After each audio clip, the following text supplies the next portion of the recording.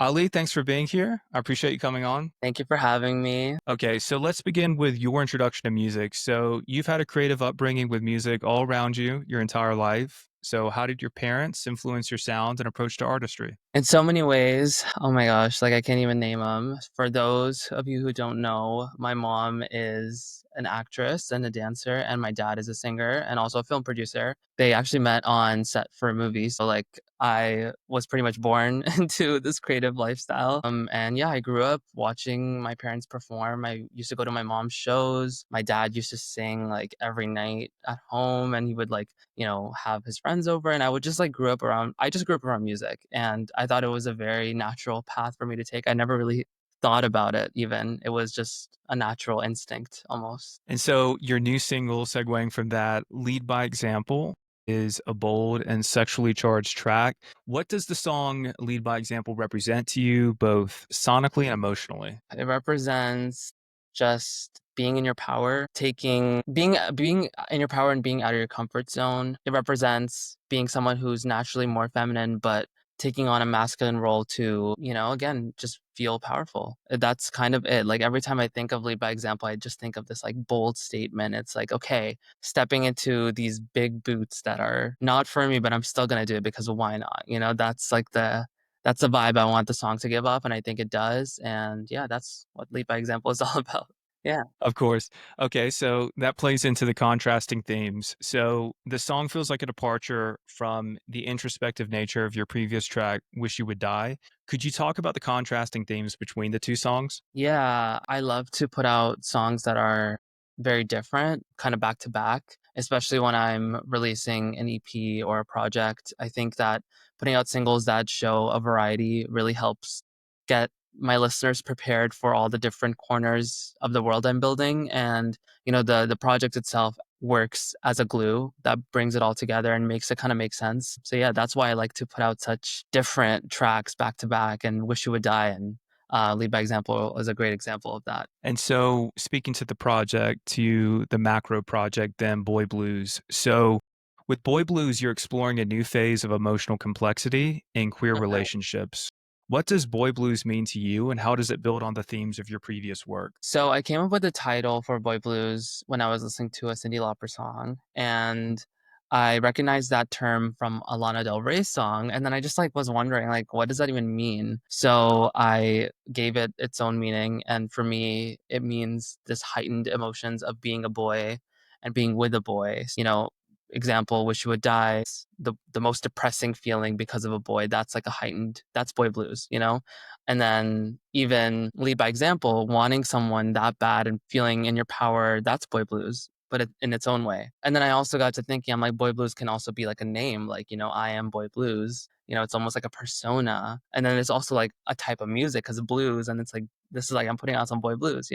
So it's just like this Of course. many meanings. And I just like that it can kind of span definitions. So that's why I thought it just felt like the right step for me and it felt like the right title for all of it. And I think within the context of my whole music, it's kind of been building up to this. My first EP was called No Man's Land. It was kind of a lot about just self discovery and being, like learning about myself, gaining confidence.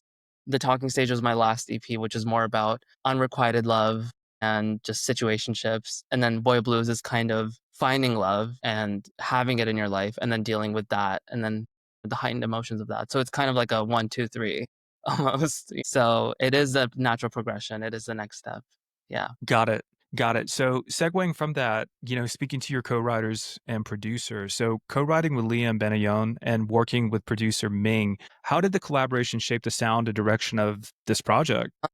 So Liam is a pop mastermind, and I actually worked with him exclusively on my last EP. And with this song specifically, we brought him in because we just wanted like a pop banger, and I know that he can deliver that. So even going into the session, I actually wrote this where I'm sitting now, literally in my bedroom. We actually wrote it online because he was in LA and I was in Toronto. And we wrote it online with Ming. And it was just like, we knew we wanted like a bop. I just came with the concept. I'm like, let's just write it. And then we just thought of lead by example and it just happened. And I'm glad it worked out the way it did, especially with Ming because he is just such a talented producer. He is someone who like challenges me and like brings different sounds out of me. Like, I can't wait for people to hear the whole EP.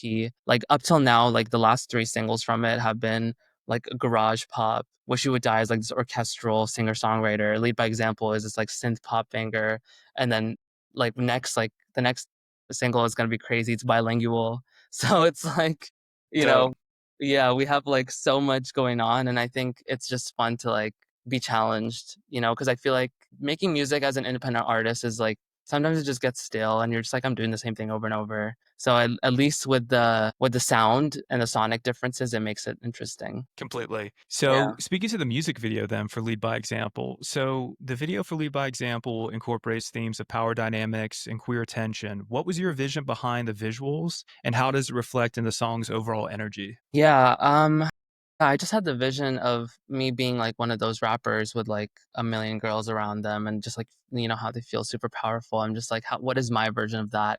And that was what you saw in the video. It was like kind of like all these like feminine presenting people who like take on these masculine roles. It's almost like just like what are they doing? But they're showing off and like I'm like helping someone, do like what do you call it? Like a bench press? Yeah. Helping someone do a bench press. I'm like, well, I can't even do like more than like 45 pounds. Like, I don't know why I'm helping you, but like, period. So it's just like, it's just fun to like pretend that you're all that in whatever way. And for me, it was kind of being this like athlete, masculine guy. Like, it was just fun. So I think that was the best way to get the message of the song across without kind of having to dive into the sexual themes. I felt that the music video could be more empowering than just like the sex stuff, and I wanted it to represent a bigger meaning rather than just like that small, even though that's a very important part of it. Like that's just like a small part of the lead by example kind of energy that I'm embodying. Of Yeah. course, of course. So, the perfect segue from that would be representation, Mhm. because that was a music video about representation, of course. Yeah. And as a queer South Asian artist, you become a trailblazer in the industry. So, how do you approach representation and advocacy in your music? And how Mhm. important is it for you to share those stories with your audience? Yeah, I think that like just keeping on, that's the number one thing as queer and South Asian artists, wherever you are on that spectrum, it's like you have to just exist for people to access you and your art. I think that's the biggest part. Because for me, like growing up, I didn't really see a lot of people like me. And I think even if I can touch one person online who sees like a TikTok or a reel or whatever, I think that is like a big deal. And I think that in itself does a lot. And people don't really understand that even pursuing music at this level is so important because you never know who it's gonna touch. You never know. So I think that in itself is just kind of like the main thing, just existing and actually putting out your art and not being afraid. Yeah. Absolutely. So, navigating that vulnerability Mhm. and, you might also say desire, you've spoken about the emotional whiplash of relationships. So, how do you find the balance between vulnerability and control in your music? That's a good question. I don't know. I think that I'm just an emotional writer. Mhm. I tend to write most of my songs in the heat of the moment. Like, I think a good example is Wish You Would Die, for example, like the single previous to Leap, by example, I wrote very much as I was feeling those emotions. And it was an emotional investment to like get it out of me. And versus Lead by Example, it was like methodical. Like I got into a session with a thought of writing a specific type of song and then I wrote it. Mhm. So I think that's the balance. It's like having a little bit of both. Because for me, because I'm a songwriter first, I need to express my emotions, but at the same time, I know when to draw the line and not to give it my all. Because if all my songs were just like me, like crying and like yearning, it would just be like really sad. And I don't want my music to be like super sad. I want my music to like be everything. So I need to pull it together sometimes, basically. Yeah. Okay, so speaking to that dynamic and wishing to, broaden those Mhm. concepts, what is the future then of boy blues rather? Like, can you give us a sneak peek into the sound and themes we can expect from the full boy blues project? What can your fans look forward to? Honestly, all my EPs or all my extended projects are always a work in progress. Or like, I don't know, I went to school in like business school and like you learn about the lean canvas model. And that's like basically when you do a startup and you just like slowly build it up as you grow. And for me, that's kind of the best way to describe like my music. It's like my EP, like for example, Boy Blues, I had it conceptualized at the end of 2023, right after my EP, like my last EP that Okay. dropped. And since then, the track list has probably changed a million times. You know what I mean? So it's very much just like, okay, how do I find the right puzzle pieces to fit the picture that I want to make, you know? Absolutely. So I think at its current state, which I think is, like, pretty much done at this point or almost done, Boy Blues is an EP that offers a lot of different sounds within pop. It speaks upon the heightened emotions of being a boy and being with boys, and one thing that they can expect is, like I said, I'm doing a song in a different language. I'm gonna be singing in Urdu, which is my first language, and I think that's, like, super cool. And I think just a lot of, like, low-key I don't know, like, it's just, like, kind of sexual energy, but then it's also, like, this, like, emotional it's like we're having a lot of fun, but we're also crying, but we're still having a lot of fun. It's kinda like crying on the dance floor in its own way. Yeah. Fair enough. Fair Yeah. enough. So like a balance of vulnerability and sexuality. Yeah, yeah, because, like, I think this whole project is based on being in a relationship, and I think, being in a relationship for the first time, especially as an artist, like and in my artist journey, like, showcasing it, there's a lot of trials and tribulations that come with finally getting what you want, which is, like, someone to rely on, depend on. There's a lot of emotions that come with that. It's not all rainbows and sunshines. Like, of course, sometimes it's great, and sometimes it's kinda not great. And I wanna represent that rainbow of, like, emotions in the music, and I think that's kinda what this is, like, figuring it out, like, the next chapter, like, "How do I get through this now?" I got through the last challenge, now how do I get through this? So, yeah. Okay, so it's also interesting because just from a macro perspective, you've gotten some significant industry recognition. So for example, you were recently included in Two's 25 under 25 and you had your track Girl featured on the Recording Academy's 2025 Pride playlist. So how has this recognition affected your career and what does it mean to you personally? It's just like obviously it's an ego boost, but beyond that, it's basically just affirmation. Like it's validation. It feels like I don't want to say it feels long overdue, but it feels like, it's years of work that you put in, a lot of hours of making sure that you're doing good. And the one thing I've always prided myself on is quality. I always want to put out music that can stand on its own beyond just like me being attached to it. So the fact that I can be recognized for the art that I made, not just myself, although like of course I love that, but like the art too, it's just like that is really, really, really cool. Cause these are ideas that just spawned, they're just my creation. They're like, and it's like just super cool to like have them recognized in any way.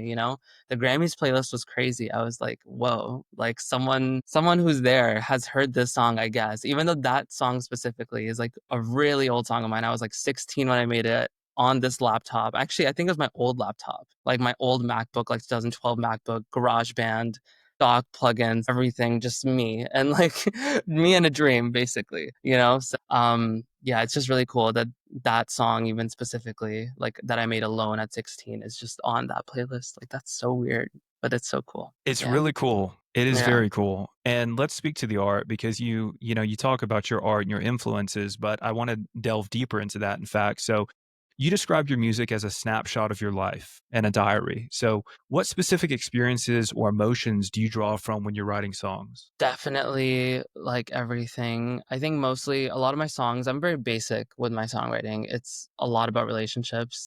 I just think that because it's always been, like, the biggest strain on me, so it's like and naturally, I'm, like, always writing about that. Yeah, so because for a long time, I was single, like, for the majority of my life, so it was mostly about that, and also being a queer person, I think a lot of queer people can relate. It's like you feel like a late bloomer in a lot of ways because you go through high school and a lot of the times you're not having the same experiences that your straight friends have, and you don't really have your high school experiences until college or sometimes even after. So it's like that's why I'm writing all these songs. It's like I'm experiencing in real time and I'm feeling these emotions and I'm putting them out because I just think that those stories are relatable, not just to queer people. I think it's universal because these are stories that like everyone can feel.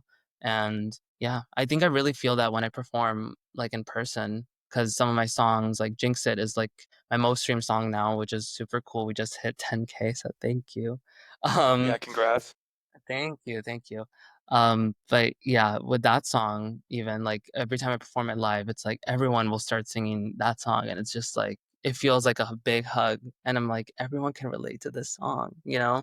And I love that. I love like connecting with my lyrics. So this is interesting too because you're speaking on experiences, and I think a lot of people, obviously, I mean, Sign of the Times have most of their experiences across social media. At least a lot of meaningful emotional experiences. So the impact of social media on your art in particular, you've seen support from artists like Ashley Sienna on social platforms. How has your social media played a role in your career? And do you view its power in shaping the pop music landscape as a whole? So I guess, what is your perspective on social media on your career specifically and just on pop music as a whole? Yeah, oh my goodness. Social media is everything to me. Like I started putting out music basically at the start of the COVID, like, pandemic. Actually, Mhm. like, what's crazy is my first song ever it's, like, not online anymore, but, like, my first, like, really bad song that I ever put out was the day lockdown started, and I didn't know this was gonna be a thing, you know what I mean? It was March 3rd, Yeah, 2020, and, like, I had it planned, and that was a day, like, at least my school I was in high school at the time. Like, my school right. went into lockdown, and I'm just like, "That's crazy." Like, how poetic is that? Like, that the journey starts on the day that the world kinda shifts, you know? And that was kind of Yeah, the tale of, like, how I started. Like, my music started when social media became the main focus. So it's like I never really got to live the traditional, I guess, what people now see as, like, the old version of the music industry. I only really knew post-COVID, you know? So yeah, social media is everything. It's like I find the majority of my listeners on social media, on TikTok, on Insta, on whatever, you know, it's like that's where all the people are. And like that's